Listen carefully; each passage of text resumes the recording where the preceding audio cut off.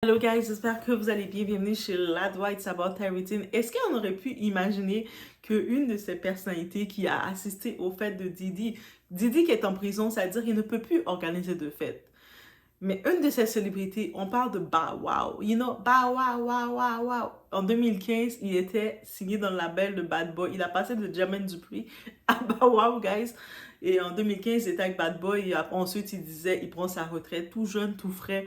Où ce qu'il avait toute la... On peut comprendre, enfant star, qu'il est rentré, il avait à peine 9 10 ans dans l'industrie. Déjà, Jermaine Dupri, on ne sait pas qu'est-ce qu'il a fait, mais je me dis, pour qu'il puisse s'ennuyer des fêtes de Didi, ça veut dire avec Jermaine Dupri, c'est l'enfer. Donc Didi, c'était le moins pire.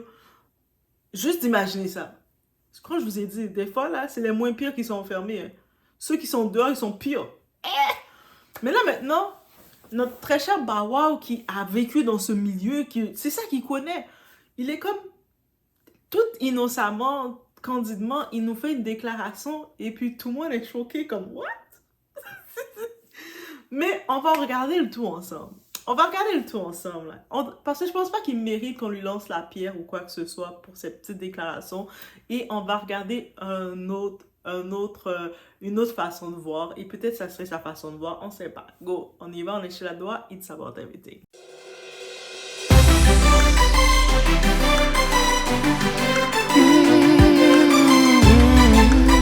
Donc, en effet, Bow Wow, de son vrai nom, Chad Moss, on le connaît, c'est un enfant star. À un moment même, on pensait que Snoop Dogg, c'était son tonton, mais c'était juste du côté marketing. Bref, Snoop Dogg, tu l'as pas protégé assez de toute façon. OK? Et lui, il a dit, ah, depuis que Diddy là, est rentré en prison, mais la scène de Hollywood est tranquille. Il n'y a plus de fêtes, il n'y a plus d'événements. Et là, où est-ce que je vais aller dans le sens, le monde l'a mal pris. On dit, comment ose-t-il dire ça? Avec tout ce qu'on entend, il fait des freak-off. Mais il faut comprendre réellement le sens qu'il voulait dire. Que Didi était connu comme étant un promoteur d'événements. Donc, quand je dis promoteur d'événements, pas officiel, mais promoteur que quand il faisait ses fêtes, on a vu comment Didi organisait ses fêtes. Buffet à volonté, nourriture. Moi, c'est ça qui m'aurait attiré, moi. La nourriture, j'aurais pu me retrouver dans une des fêtes de Didi, dans le buffet, en train de manger. Ah! Heureusement, hein? Ben, j'aurais pu me retrouver. Donc, tu sais, il faisait des grosses fêtes avec buffet, traiteur, chef cuisinier qui sont en train de chauffer ton steak pour toi. Tu sais, au-delà, il y a les cocktails, tout ça. Il y avait l'événement qu'il organisait parce qu'on sait que Didi aimait faire en grand ces choses pour que tout le monde voit qu'il est le boss. Il y avait tout un service, le monde qui venait servir, les invités. Il y avait le côté festif qu'il faisait, il était bon pour organiser des événements. OK? Et il y a le côté, on le dit très bien, les after party. Parce que les freak-off, c'est dans les after party et ce n'est pas tout le monde qui allait. Ça, c'était avec les élites. C'est-à-dire que quand il y avait les Beyoncé, Jay-Z, tout ce monde-là, les élites, ils étaient dans les after party et puis ils choisissaient 2 3 petits brochettes pour venir les servir. Oui, c'est comme ça qu'ils les traitaient. On a vu les témoignages, ils traitaient des humains comme des brochettes. Mais techniquement, il y avait les gens qui allaient comme Bow, on peut imaginer, dans les fêtes. Ils étaient là, ils étaient contents de se retrouver avec d'autres célébrités, où est-ce qu'il y a le buffet, manger à volonté. Le chef dit, tu veux ton steak mi-médium? Ah, bon, je sais pas pourquoi je pense à la nourriture qui arrive. Mais si on y va de ce point de vue, je peux comprendre que comme étant quelqu'un qui avait l'habitude d'organiser des grosses fêtes où ce que tu vois des ballons, des hélicoptères dans la maison. Toi, tu es dans la maison, dans une fête de quelqu'un, tu vois un hélicoptère qui se promène dans le salon. Tu sais, c'est des choses extraordinaires. Il était bon pour organiser des événements comme ça, sans compter le after party. Et puis clairement, semblerait-il qu'il n'a pas assisté au after party. C'est pour ça que les histoires de la liste de tous ceux qui ont assisté aux fêtes de Didi, c'est vraiment, c'est risible et ça ne mène à rien. Parce que on regarde le côté fête, l'événement, et on regarde le after party, c'est après fête. Le after party, c'est après fête. Donc, on doit arrêter de jouer les jeux. Ah, mais la liste de qui a assisté aux fêtes de Didi. Didi était un showman. Il aimait ça faire les choses perfectionnistes. Même quand il parle toujours, c'est un perfectionniste. Il aimait ça faire les grosses choses avec des... Quand tu arrivais dans la maison, tu vois, tu étais servi, tu étais là comme ça, assis comme ça, ou tu te même, et tu vois que c'est une colombe qui venait te servir ton plat. Je le dis comme ça, j'imagine pas. Mais on sait jamais. Donc, peut-être de ce côté-ci, c'est ça qu'il a dit. Oui, ça semble... le monde va comme ça être choqué parce que le monde n'accepte pas que chaque personne a une expérience différente. En effet, les gens n'ont pas la même expérience. Et puis, on peut le voir clairement, même avec les copines de Didi. Qu'on regarde, par exemple, Jennifer Lopez, qui était une ex de Didi depuis 2 ans et quelques, et on regarde, par exemple, Kim Porter, ou on regarde Cassie Ventura. Ils n'ont pas la même expérience que Didi. C'est-à-dire qu'ils ne les considéraient pas de la même façon. Il y en a qui considéraient comme ces punching bags qui servaient à rien, qui voulaient se défouler sur eux. D'autres qui avaient une certaine amitié pour eux, qui les aimaient, qui les respectaient.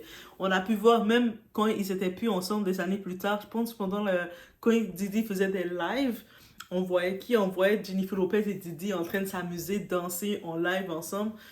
Tu sais, ils étaient en chimie, en mode amis, même ils se donnent des conseils, ils se conseillent toujours, ils se coachent. Donc, c'est-à-dire, il faut réaliser et comprendre quelque chose, les gens n'ont pas la même perception de tout. Donc, tu sais, il ne mérite pas toute la haine qu'on lui donne parce que, bah wow, il a eu son moment dur dans l'industrie. Je ne sais pas à quel point il a eu son moment dur, mais moi, je pense que c'est pas Didi qui l'a donné son moment dur. On veut accuser Didi dans tout, mais cette fois-ci, moi, je dis que c'est Jermaine Dupri qui l'a donné son moment dur. Jermaine Dupri, là, Bawa veut plus parler de lui, là. Il est comme, toi, t'es un démon. Toi, c'est toi mon démon. Toi, t'es mon déchet. Mais en plus, tu faisais même pas de bonne fête. Ah, ça, c'est pas moi qui le dis. Alors que Didi, lui, bref, il a fait du mal à des gens, mais Bawa en fait pas partie, à ce qu'on peut comprendre. Donc Bawa, qu'est-ce qu'il se rappelle de Didi? C'était un bon tonton, là. C'est comme, ah, lui, là, quand il fait des fêtes, là, il y a plein de go, il y a plein de nourriture. Ah, je sais pas si c'est la nourriture qui parlait. Peut-être c'est moi seulement qui parlais de la nourriture. Quand je vais dans une soirée, dans un événement, je regarde c'est quoi le menu. Ah, il va pas avoir de menu, mais Doua va pas être là. OK? Chaque personne a ses priorités dans la vie. Donc, moi, c'est le menu, ma priorité. Et heureusement que Didi, si on a pu comprendre, il mettait rien dans la nourriture. C'est-à-dire, je pense que si le monde serait plus concentré dans la nourriture, ils n'auraient pas eu le même, peut-être, expérience que tout ça. Bref, c'est une petite parenthèse comme ça, mais c'était juste que face à tout ça, parce que je sais que là, il essaie de se justifier parce qu'on est quand même dans une société où ce que les gens n'acceptent pas la différence des gens, n'acceptent pas que les gens ont des expériences différentes, ont des façons différentes de voir. Donc oui, lui, il a fait remarquer quelque chose. Il a dit que depuis que Didi est plus là, il n'y a plus de fêtes. Il n'y a plus personne qui organise des grosses fêtes comme il faisait. C'est ça. Il le dit, c'est un fait. Pour les vedettes, ils avaient toute l'habitude de faire des grosses fêtes. Là, peut-être, maintenant, les vedettes, ils vont aller faire des fêtes en Europe, là. C'est-à-dire, bientôt, vous allez regarder à Paris, vous allez voir toutes les free cups vont se faire là-bas, les after. Mais en tant que tel, c'est pas les fêtes le problème, encore une fois, c'est les after. Et les after, c'est avec certaines élites qu'ils le font. Ils ne le font pas avec toutes les voisinages. Si t'es pas une élite et tu te retrouves dans le after, c'est parce que t'es une brochette. C'est toi le buffet. On se met en terme. C'est-à-dire que si vous êtes là comme ça, vous dites, moi là, j'ai été invité dans un after avec toutes les vedettes, et toi, tu sais que t'es pas une vedette, t'es rien là. C'est-à-dire que, crois-moi, tu peux te mettre en tête que tu es le buffet, tu es la brochette. Eux autres là, les élites, les vedettes, les personnalités qui te regardent, ils te voient en train de te pavaner en mode, qu'on met la viande qui tourne dans le barbecue, ils te voient comme ça. Donc, on va être réaliste et c'est simple. Mais par contre, aller dans une fête, aller dans un événement, ça va rien t'arriver. Être VIP dans tel événement, ça va rien t'arriver non plus. Bien sûr, contrôlez vos verres aussi. OK? En 2024, on doit rappeler les choses. Contrôlez vos verres. Et à quel point tu veux te laisser forcer par quelqu'un de donner un verre et tu le prends. Je sais que dans certains cas, c'est complexe. Ça vient rapidement. Tu veux être accepté. Il y a le sentiment de vouloir être accepté, le sentiment comme, tu sais, tu veux pas mal paraître, tu veux pas être exclu parce qu'on disait que quand il offrait les gens à boire, quand il offrait les gens à boire, il donnait le verre, si tu refusais de boire le verre, il te foutait dehors. Donc c'est sûr, ce sentiment-là, de te sentir, on te fout dehors comme ça de la fête, ça peut, c'est une pression sociale, donc et tout. Mais il faut être réaliste que, Bawa a été honnête avec nous, là. On peut pas le reprocher de ne pas avoir été honnête. Il a dit que lui avait du plaisir dans ces fêtes-là. Il n'a pas parlé de after, donc on arrête de créer des choses qu'il n'a pas dit. Il a dit que lui était dans les événements, les fêtes, et puis Didi avait l'habitude d'organiser des grosses fêtes. Il en parle aussi. Même les Kardashians, on voit quand ils organisent des fêtes, ils sont comme, ils sont des billionnaires. Quand ils organisent des fêtes, il y a des fontaines de chocolat. Tu sais, la piscine, c'est en chocolat. Tu sautes dans l'eau de la piscine et tu manges le chocolat. Oh my god, j'arrête pas de parler de bouffe. Bon, ben c'est juste ça que je voulais dire, guys. Donc, je voulais juste revenir sur le point de Bow Wow parce que il mérite pas le hate que le monde veut laisser lui donner, dire on va le cancel. Arrêtez là, ok? Il mérite pas ça. Donc, tu sais, il a eu ses propres dramas, il a eu ses propres traumas, ça c'est clair. Mais c'est pas wow dans les vedettes qu'on regarde, je sens pas que c'est une mauvaise personne plus que ça. Et puis actuellement, son nom ressort pas dans les choses. On entend les noms des Usher, les noms de plein de gens, mais on n'entend pas son nom. Donc clairement, il fait peut-être partie des listes de personnes qui étaient dans les fêtes, qui ont assisté à la fête, et puis qui ont trouvé ça fun, la fête. Ils ont vu le DJ, ils ont vu la lumière qui sort du ciel, ils ont vu la lumière qui sort dans les petites affaires, dans les ampoules. Tu sais, ils ont vu des choses comme ça. Tu sais, quand t'arrives dans une fête, tu vois de la lumière dans une ampoule. C'est sûr que ça t'éclaire, là, ça t'illumine. T'es comme, oh my god, c'est fraîche, c'est trop beau. J'aime trop ça.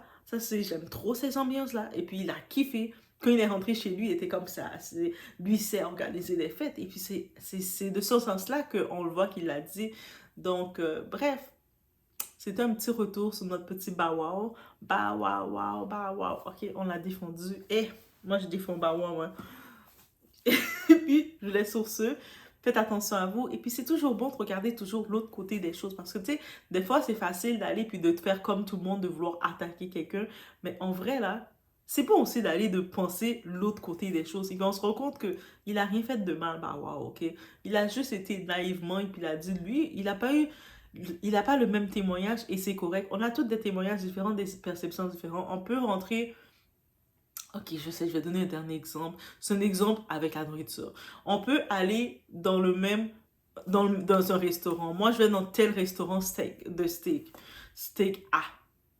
Et moi, j'arrive dans le restaurant et puis je suis comme en amour. Je vous parle du restaurant comme, je suis là, le restaurant steak A, c'est le meilleur.